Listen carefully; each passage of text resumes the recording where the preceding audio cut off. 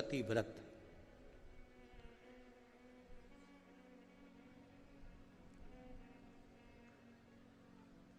आजकल लोगों ने शिव महापुराण की कथा में से देख देख कर खुद की आईडी पर खूब सारे पशुपति व्रत बना बना के डाल दिए कि ऐसा करो वैसा करो, फिर उद्यापन भी ऐसा करो।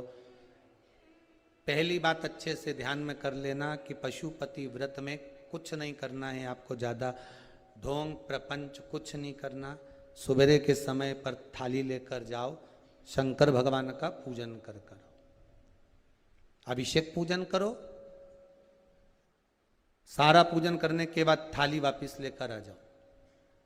उसी थाली को शाम के समय लेकर जाओ। शाम को फिर थोड़ा सा बाबा को समर्पित करने के लिए कुछ मीठे का प्रसाद, जिसके 3 हिस्से हो जाएं। 6 दिए घी के बाबा को समर्पित करने के लिए लेकर जाएं। भगवान को बेलपत्र समर्पित करने के लिए लेकर जाएं। प्रेम से बाबा का स्नान पूजन सब कराकर शाम के समय प्रदोष काल में, प्रदोष समय में कर कर प्रसाद जो बनाकर ले गए हो उसके 3 हिस्से कर लो। 2 हिस्से मंदिर के अंदर ही रख देना है, 1 हिस्सा अपनी थाली में वापस लेकर आना। 1 दिया लेकर आना, उसको वहां से जलाकर नहीं लाना। 5 दिए मंदिर में जला दीजिए। जब दीप 5 पंचानंद भगवान शिव के लिए समर्पित कर रहे हो तो 5 दिए जलाते समय पहले दिन ही अपनी कामना कर लेना कि मैं इस कामना से पशुपति व्रत कर रही हूं। बाबा आप इसे स्वीकार करना। पशुपति व्रत जिस मंदिर पे पहला व्रत होता है उसी मंदिर पर 5 व्रत होते हैं, मंदिर नहीं बदला जाता। अगर मायके जाना है तो वापिस आकर करो, पर पशुपति व्रत ये नहीं कि मैं मायके में 1 कर लूंगी या वहां जाकर 1 कर लूंगी, ऐसा नहीं होता। जैसे संकट सोमवार 16 सोमवार होते हैं ना, संकट सोमवार 16 सोमवार का भी व्रत का ऐसा महत्व रहता है कि जिस घर में करा है उसी घर में करना होता है। ये नहीं कि किराए के मकान में रह रही हूं तो मैंने किराए का मकान बदल लिया है, अब बदला मकान में पहुंच गई तो 1 व्रत वहां कर लूंगी। नहीं नहीं, उद्यापन तक उस मकान में तुम्हें रहना पड़ेगा जिस मकान में तुम रह रहे हो। तो हाँ, तो व्रत का मतलब। अब पशुपति व्रत के अंतर्गत शाम को 5 दिए, 1 दिया जलाकर प्रज्वलित करना है आपको। कहाँ? जब प्रसाद लेकर बाबा को निवेदन कर कर अपने घर पर जब आएंगे, आने पर दरवाजे पे प्रवेश करेंगे, मुख्य द्वार में जब प्रवेश करें उसी के राइट भाग में आप बैठकर अपने घर की ओर मुख कर कर बड़े प्रेम से उस दिए को समर्पित कर दें। बाबा से विनती करें कि बाबा ये दीप मैंने केवल आपके लिए जलाया है कि आप इस मेरे मार्ग को सुलभ करें, मेरे घर की जो बांधा है, जो भी मेरे मन की इच्छा है उसको पूर्ण करें।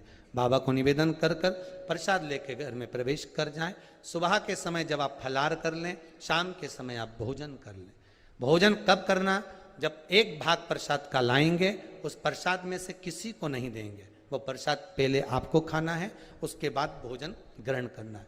नमक दोनों समय खाओ, कोई मना नहीं, फलार में भी खा लीजिए, शाम को भी खा लीजिए, कोई चीज की मना नहीं। बस बाबा का स्मरण करो।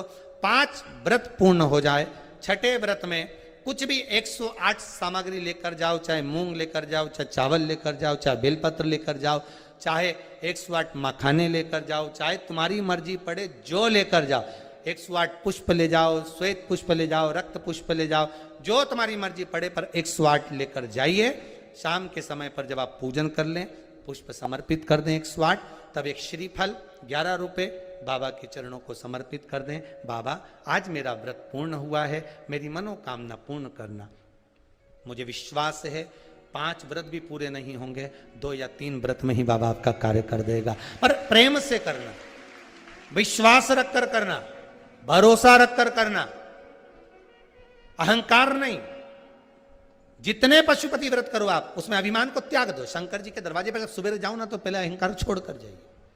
पशुपति व्रत आप जब करें, भगवान शिव को 5 व्रत हैं, बीच में कोई बांधा आ भी जाए उसको छोड़ दो, अगला कर लो।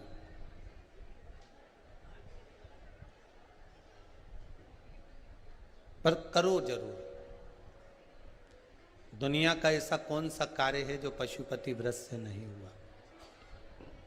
ना जाने कितने लोग पशुपति व्रत को करे होंगे और बाबा ने एक व्रत में, 2 व्रत में, 3 व्रत में, 5 व्रत में कुछ ना कुछ तो दिया होगा। अगर बाबा मान लो तुम्हारी कामना पूर्ण नहीं भी करता तो मन की शांति तो दे ही देता है। हृदय की शांति तो मिल रही है ना।